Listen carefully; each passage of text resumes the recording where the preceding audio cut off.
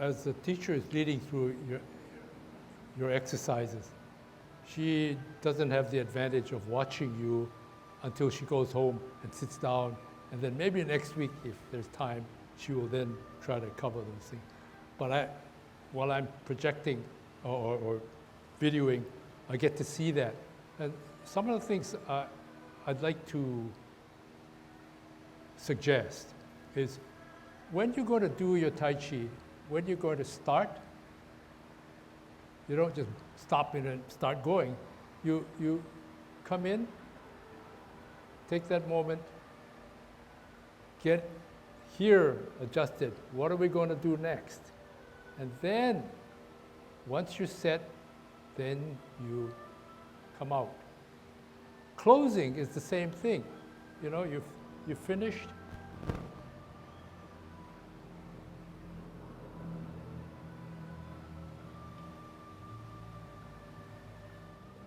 But the point is, when you're finished with your whatever form you're doing, take the moment to savor. I'm done. Where am I at?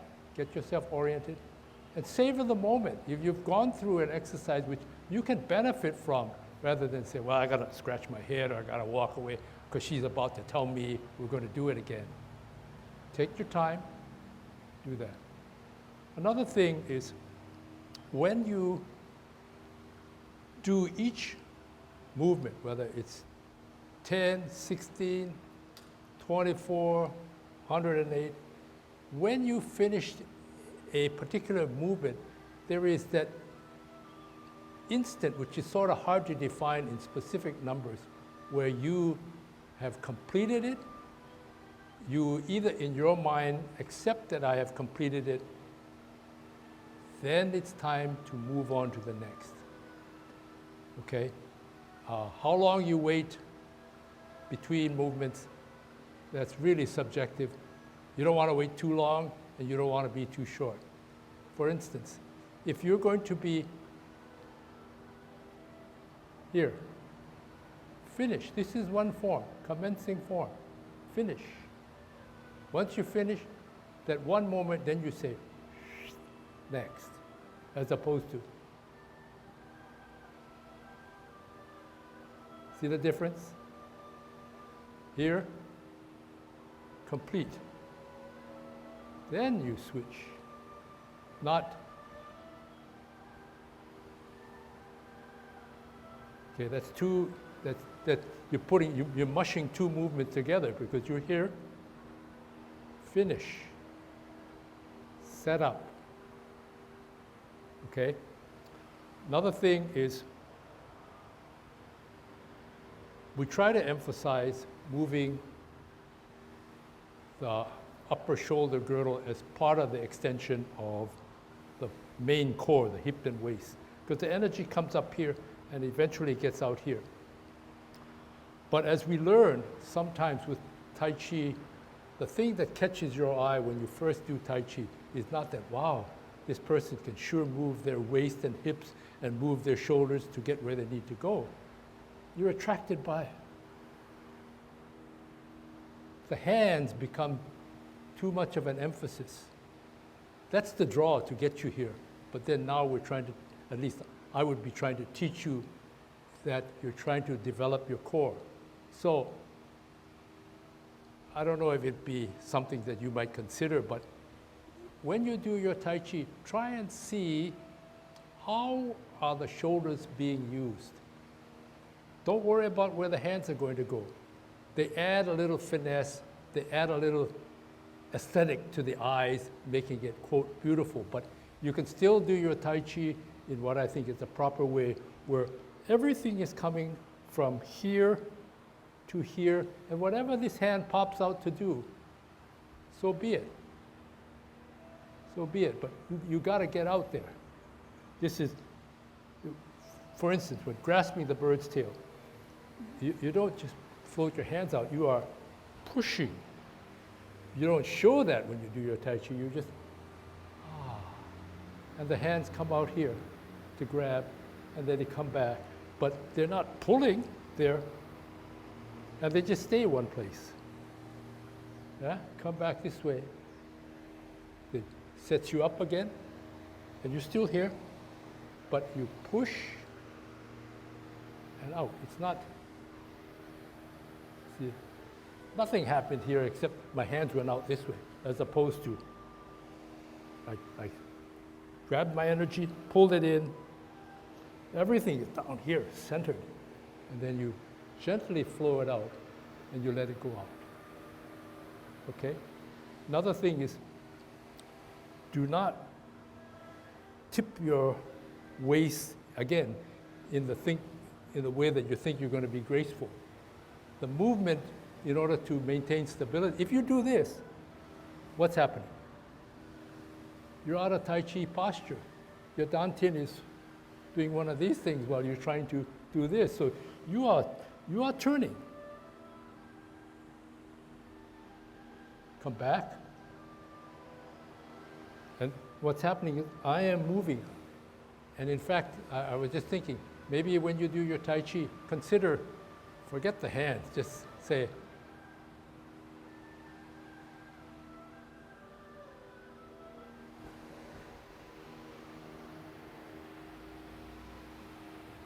see how the shoulders are, you're doing this, and this becomes the window dressing in a way, okay?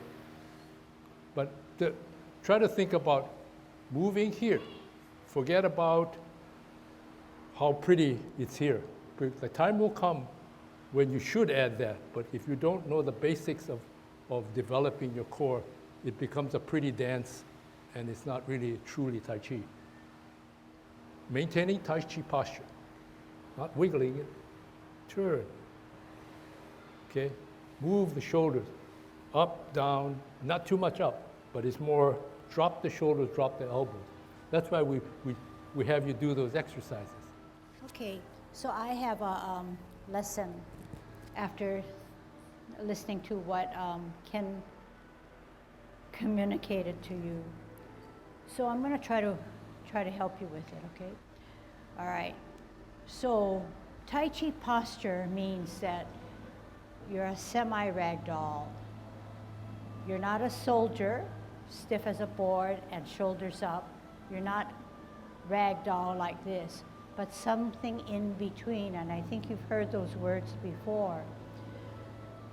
So the biggest thing that we have to remember is that all of Tai Chi, we have to maintain Tai Chi posture. It's not just the beginning and then forget about it. It's not just because she said don't follow your hand and you will fall, so you have to keep your dantian points lined up. It's everything, every single thing that we do, you need to maintain. So I'm going to look at cloud hands. In cloud hands, there's a tendency to lift the shoulder and maybe drop the shoulder when one hand comes. But all the time, the same level of the shoulder remains the same, even though one hand goes to the top. The shoulder is always dropped. So can we do cloud hands and ask yourself, do I have Tai Chi posture, and am I raising my shoulder at any time? And coupled with that, can you ask yourself if the hips and the waist are moving my hands or moving my upper body? So two things, okay? And the reason we look at this is because it's a multifold. There are at least a couple things going on, dropping the shoulder, using the hips and waist, but also because if you're looking for relaxation and peacefulness and tranquility, cloud hands can give it to you. But if you're raised like this and doing it, there's no way that you're going to feel the tension off of your shoulders, okay?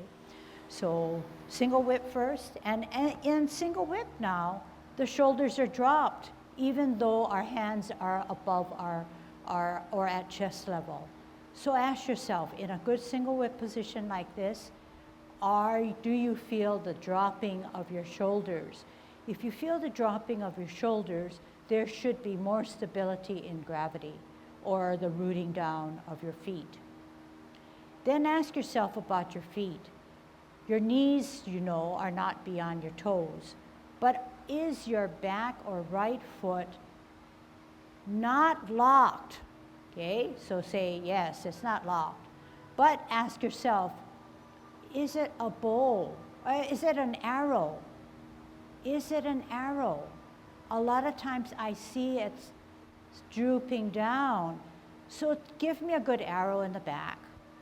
Then give me a drooping down. What happens? Keep it up as an arrow, drop it down. What happened? The Tai Chi posture changed to a not so good posture where your dantian points crumbled. Up good, down bad. Up good, down bad.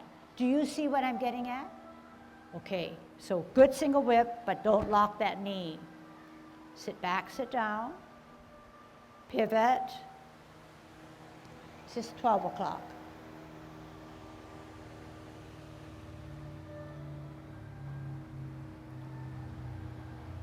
Shoulders down, hips engaged. 2. Drop shoulders. Use your hips and waist. 3.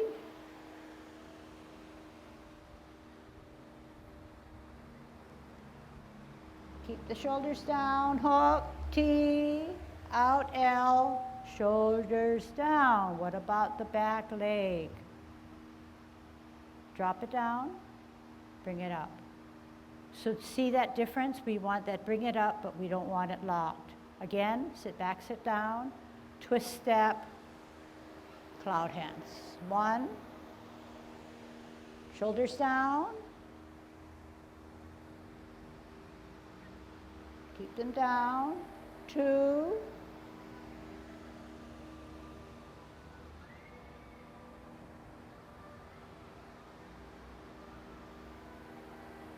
3, close, T, keep them down, L, bow.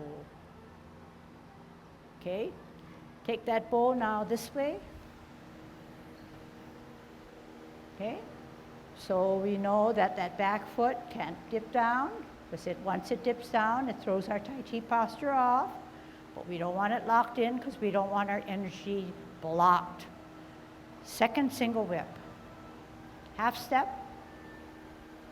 Sit back now. Don't exaggerate it. You're on the toe of the right. When you sit back, you're shifting weight. What happens? The shoulders drop. The finishing touch is to open the hand. Try it again. Single whip. Half step.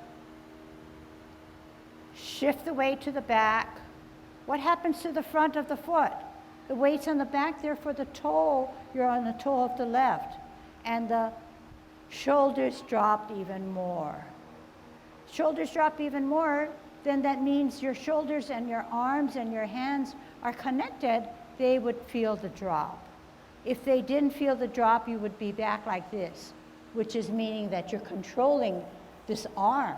But once you drop the shoulders and put the weight on the back, the foot from the front comes up, the shoulders drop down. So what I'm trying to get at is that everything's connected. And the more connections can be made, if you drop the shoulders, not lock the back knee, and be sure you shift your weight, because if you don't shift your weight, the energy is dispersed. It's all over the place. So in Tai Chi, the relaxation comes when you shift your weight and you redistribute your energy. But if there's no storage of energy, you can never generate the energy to move on to a movement. So this ebbing and flowing, the shifting of the weight, dropping of the shoulders, keeping the shoulders down, gives you that serenity.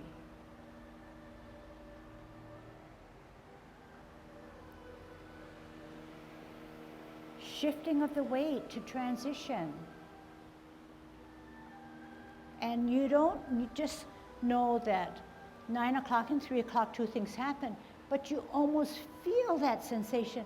If I go anymore, I can't do it. I've got to close. It's not something that's,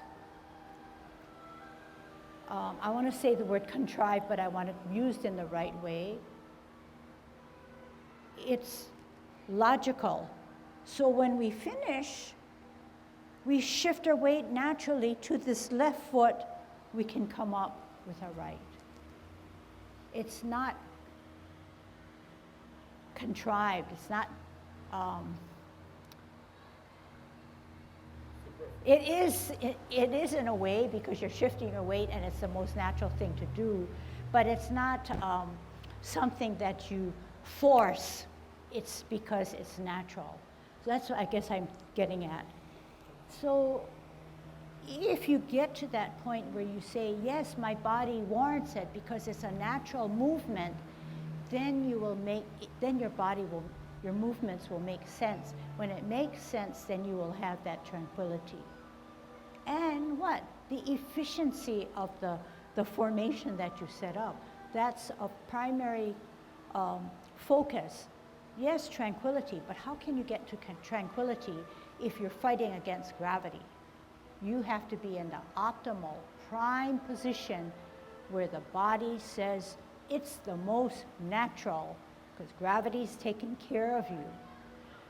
But once you say, I'm tranquil, but cloud hands comes up and you're up like this, you've lost it all. It doesn't make sense, okay? So something as small or as isolated as cloud hands, we can go and apply it to parting of the wild horse's mane, dropping the shoulders, using our hips and waist. Let's see how that applies. Okay, we're on a T stance. And already when I'm on a T stance and I root down on my right, my shoulders are down. Are your shoulders down? Okay, holding your ball. Shoulders down. Out with an L. Bottom hand advances, drop the shoulder. Sit back, sit down, pivot out, hold your ball without raising your shoulder, out with your L, drop it down. Sit back, sit down, pivot out, ball for better balance, use the hips and waist, turn, drop down. Half step, ball, drop down, spin, definitely drop down. As this hand goes up, the shoulders are not raised, they are still dropped down. Bisect, still drop down, keep that level, and down again. 1, and 2, so you see that the shoulders, no matter where the hands are, they're still in that same level of dropping with your Tai Chi posture. Half step, even when you rock and play your lute. Definitely down because weight's on the back. Okay, so that's what you should do now. If you practice, you say to yourself, am I as relaxed as I should be? Why or why not? And it goes back all the time to Tai Chi posture. Okay, and it's something that if you get to that point, and some of you may be already at that point, but you need to double check yourself, is that you will enjoy Tai Chi a lot more and you'll be doing more Tai Chi because you are not using this tension to help you with any movements. You're going to then redirect that focus to something in here. It's as if then that you will then be really activating your energy and bringing it back. And then what does it do? It gives you an uplift, okay? So those are like qualities or nebulous things that only you can feel. But believe me, they are there, and I think that you wouldn't be in Tai Chi if you didn't have an inkling as to what those qualities are, okay? I want to go back just one quick thing, where the term dropping the shoulder takes on a sensation rather than a phrase that's black and white, because I was saying brush knee, and the shoulder is definitely coming up, but it's not coming up like this.